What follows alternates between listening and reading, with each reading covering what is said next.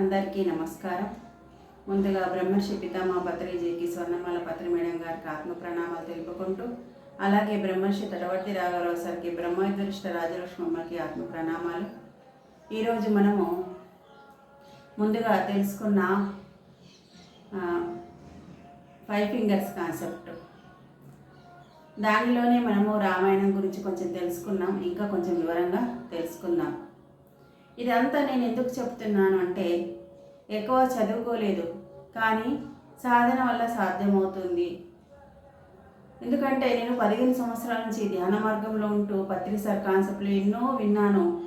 మళ్ళీ 5 సంవత్సరాల నుంచి జూమ్లో పాల్గొంటూ రాఘవరావు సార్ రాజలక్ష్మమ్మ క్లాసు కూడా ఎంతో వింటున్నాను. భీమవరం కూడా వెళ్తూ సాధన చేస్తూ శక్తి పెంచుకున్నాను. ఇక్కడ మనము 5 గుణాల గురించి చెప్పుకున్నాం. తమోగుణం, రజోగుణం, సాత్విక గుణం, శుద్ధ సాత్వికం, నిర్గుణం, 5 గుణాలు.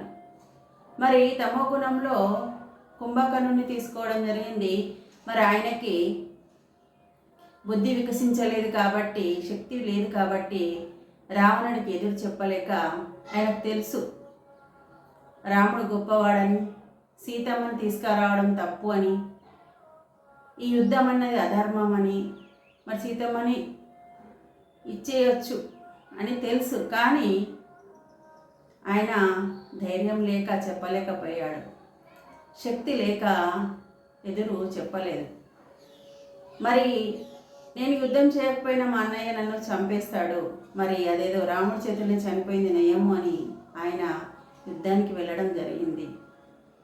ఇక్కడ చూడండి, బుద్ధి వికసింప చేసుకోవాలి, శక్తి పెంచుకోవాలనేది ఎంతో ముఖ్యం. ఎన్ని విషయాలు తెలిసినా ఆచరించడానికి మనకు శక్తి కావాలి. అన్నీ తెలుసు, అందరికీ అన్నీ తెలుసు. తమోగుణంలో ఉన్నవారికైనా రజోగుణంలో ఉన్నవారికైనా అన్నీ తెలుసు, కానీ శక్తి లేక చేయలేకపోతారు. అజ్ఞానము కొద్దిగా అయితే, శక్తి లేకపోవడం ఇంకొంచెం. ఇప్పుడు ఎంతోమందికి తెలిసిన పోనీలే ఒక్కసారికి ఏమవుతుందిలే అని ఎన్నో పనులు చేస్తూ ఉంటారు, ఇప్పుడే చూసుకుందామని. కానీ సృష్టికి ఏదిస్తే అది తిరిగి వస్తుంది అన్న జ్ఞానం లేక, అది ఉన్నా కూడా కొందరు ఏమీ లేదు చూసుకుందాంలే, ఉందో లేదో గత జన్మ అని కొందరు అనుకుంటారు. కానీ మనకి ఎన్నో పురాణాల్లో, ఎన్నో భగవద్గీతలు కూడా చెప్పడం జరుగుతుంది, ఖచ్చితంగా మనకు మరో జన్మ ఉంది, గత జన్మలో చేసుకున్న కర్మలే ఈ జన్మలు అనుభవిస్తున్నామని.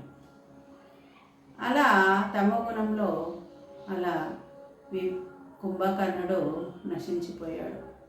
మరి రావణుడు అన్నీ తెలిసిన రజోగుణంలో అహంకారంతో రావణ బ్రహ్మ, ఆయన అన్ని ఉపనిషత్తులు వేదాలు అన్నీ చదివాడు, ధర్మమేంది అధర్మమేంది అన్నీ తెలుసు.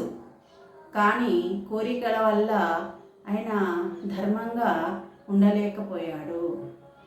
అందరినీ బాధ పెడుతూ హింసిస్తూ ఆయన ఎంతో దుర్మార్గమైన పనులు చేశాడు, తెలిసి కూడా. అందుకే రాముడి చేతిలో హతమారడం జరిగింది. ఇక్కడ రాముడు రావణుడిని హతమార్చిందంటే మనము తెలుసుకోవాల్సింది ఏంటంటే, మనలో ఉన్న చెడు గుణాల్ని నశింపజేసుకోవాలి, మంచి గుణాలని పెంచుకోవాలి. రావణుడు అసలు చెడు గుణాలన్నీ మనం పోగొట్టుకోవాలి.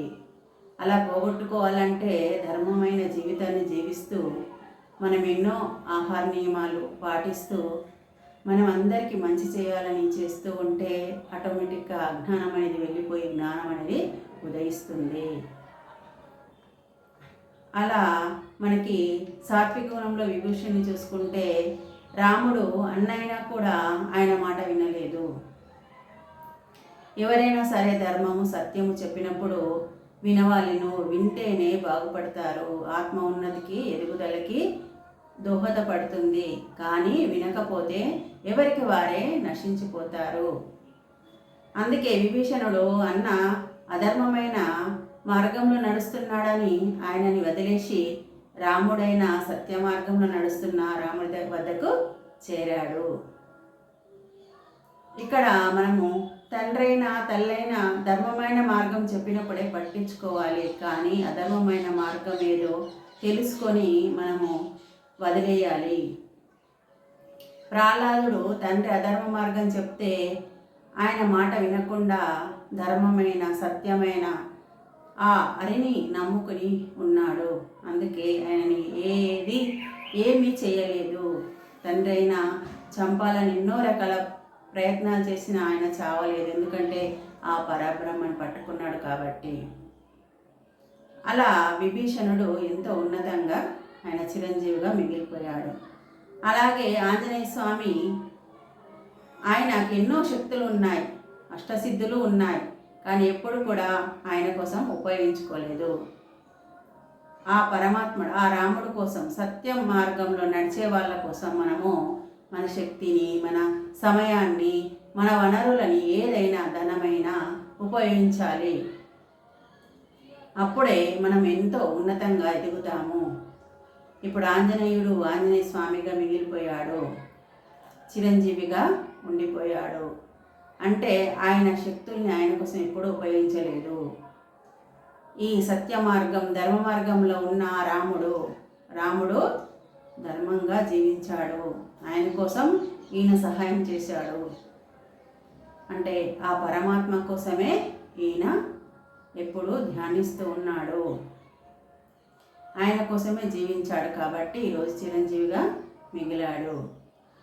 మరి నిర్గుణుడు రాముడు గుణాలైతే ఎప్పుడు ఒకే విధంగా ఉండేవి. రాముడు వచ్చి క్షమిస్తానన్న ఒప్పుకునేవాడు, కానీ రావణుడు ఎప్పుడు కూడా క్షమించమని రాలేదు. కానీ ఆయన చూడండి, రేపు పొద్దున పట్టాభిషేకం అని చెప్పిన ఎంతో సంతోషంగా ఆనందంగా ఉన్నాడు. మళ్ళీ పొద్దున నీవు వనవాసంకి వెళ్ళాలి అని చెప్పినా కూడా అంతే ఆనందంగా ఉన్నాడు. వనవాసంకి వెళ్ళి ఆయన సాధన చేసి శక్తిని పెంచుకున్నాడు. రాముడైనా సరే, భూమి మీదకి వచ్చిన ఆ ఆత్మారాముడు, ఆ పరబ్రహ్మ అయినా సరే, భూమి మీదకి వచ్చిన శక్తి కావాలి. 14 సంవత్సరాలు అడవిలో సాధన చేసి శక్తిని పెంచుకొని ఆ చెడు గుణాలైన రావణుణ్ణి హతమార్చాడు. అధర్మంగా ఉన్నవాన్ని హతమార్చాడు. మరి ఆయనకు ఏమన్నా పాతకంతో పట్టిందా, అంటుకుందా అంటే అంటుకోలేదు. ఎందుకంటే ధర్మాన్ని స్థాపించాడు కాబట్టి, ధర్మం కోసం ఆయన హతమార్చాడు కాబట్టి ఆయనకు ఏమి కూడా కర్మ అంటుకోలేదు. అందుకే ధర్మ మార్గంలో నడుద్దాం. ఆ ధర్మ మార్గంలో నడవాలంటే, పయనించాలి అంటే శక్తి కావాలి. ఆ శక్తి కావాలంటే ఈ శ్వాస మీద ధ్యాస ధ్యానం చేయాలి. ఈ ధ్యానం చేసినప్పుడు ఆ శక్తి పెరుగుతుంది. ఆ శక్తి పెరిగినప్పుడు జ్ఞానం ఉదయిస్తుంది, బుద్ధి వికసిస్తుంది. శంకరాచార్యులు చెప్పినట్టు నిత్య అనిత్య వస్తు వివేకం మనకు కలుగుతుంది.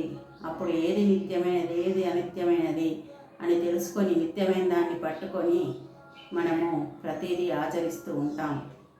అప్పుడు ఏది మనకి దుఃఖం అనేది ఉండదు. రాముడికి దుఃఖమే రాలేదు.